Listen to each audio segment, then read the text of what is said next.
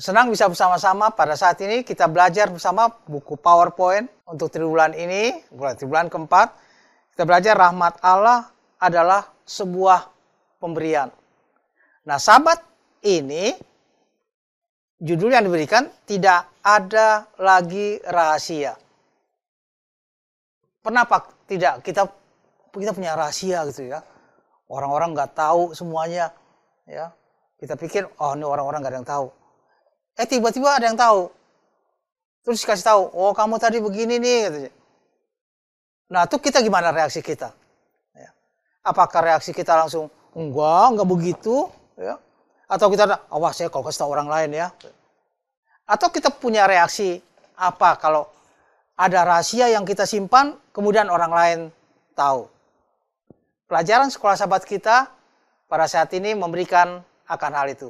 Ayat hafalan yang diberikan. Katakan demikian dalam Pengkhotbah pasal 9 ayat 18. Katakan demikian.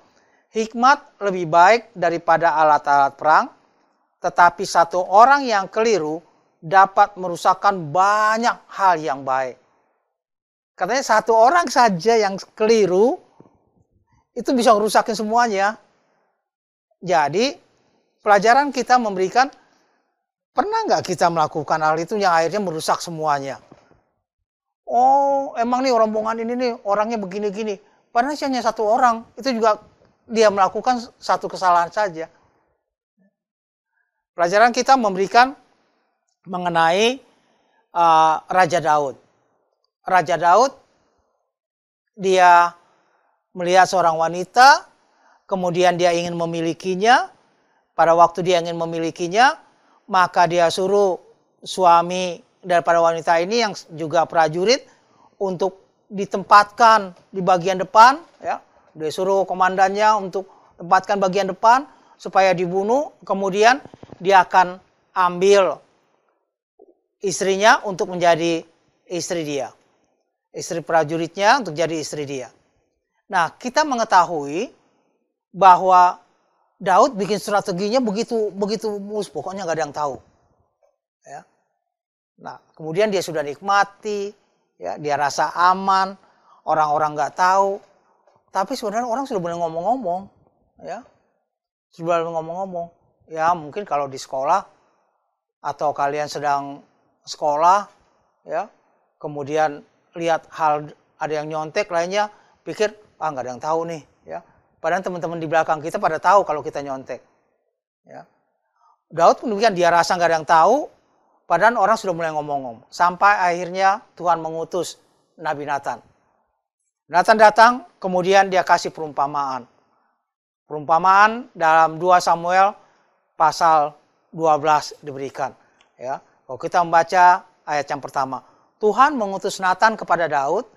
Ia datang kepada Daud dan berkata padanya, ada 2 orang dalam satu kota. Yang satu kaya, yang satu lagi miskin. Yang kaya ini banyak kambing domba, banyak dia lembu sapi. Miskin ini nggak punya apa-apa, dia hanya punya seekor anak domba betina yang kecil. Dia beli, dia pelihara, anak domba itu mulai besar, ya. Kemudian pada waktu itu orang kaya ada tamu, tapi dia bilang, sayang nih, ya. Sayang saya punya binatang piaraan, dia ambil peliharaan daripada yang miskin ini. Kemudian dia sembelih, dia kasih kepada tamunya. Ya. Kemudian Nabi Nathan katakan, kalau begitu, apa yang harus lakukan? Oh, Daud dengar begitu dia panas. Dia katakan dalam ayat yang kelima, demi Tuhan yang hidup, orang kaya itu harus dihukum mati. Bahkan dia harus ganti 4 kali lipat. Bayangkan hukum mati 4 kali lipat. Kemudian Nabi Nathan bilang, engkaulah orangnya itu. Oh, Daud katakan, kenapa saya? Ya. Dan dikasih tahu, kamu sudah mengambil seorang wanita untuk menjadi istrimu dan telah mempengaruhi semuanya. Kepada semua adik-adik di PowerPoint. Pelajaran kita memberikan kepada kita tidak ada yang rahasia. Raja Daud begitu tahu, kemudian dia katakan bahwa memang dia orang bersalah, kemudian dia bertobat. Dia minta ampun kepada Tuhan walaupun dikasih tahu oleh Nabi Nathan bahwa nanti bahwa kamu akan menanggung akibatnya dengan anakmu yang akan mati. Dia bertobat pada Tuhan, dia menangis pada Tuhan, dia pakai pakaian kabung, dia menangis minta ampun kepada Tuhan. Dia bertobat. Pelajaran kita memberikan pada kita, dosa apa yang ada di kita pada saat ini. Yang kita rasa Tuhan atau orang tua kita, guru kita, nggak ada yang tahu. Tapi Tuhan tahu. Dosa apa yang kita lakukan. Dan setelah Tuhan kasih tahu kita bahwa kita berdosa, reaksi kita apa?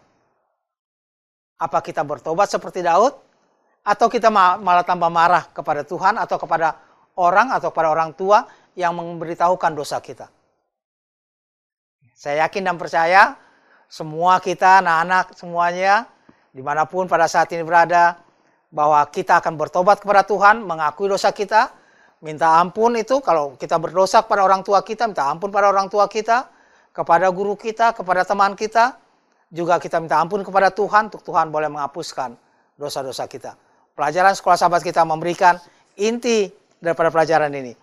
Jangan pernah menyimpan dosa kita, apapun itu. Jangan lakukan dosa, kalaupun kita terlanjur melakukannya, berbalik, bertobat, agar berkat Tuhan boleh menjadi bagian kita. Tuhan memberkati, kita ketemu Sahabat depan dengan pertanyaan-pertanyaan yang lebih banyak lagi dari pelajaran Sekolah Sahabat kita. Tuhan memberkati semua anak-anak di PowerPoint.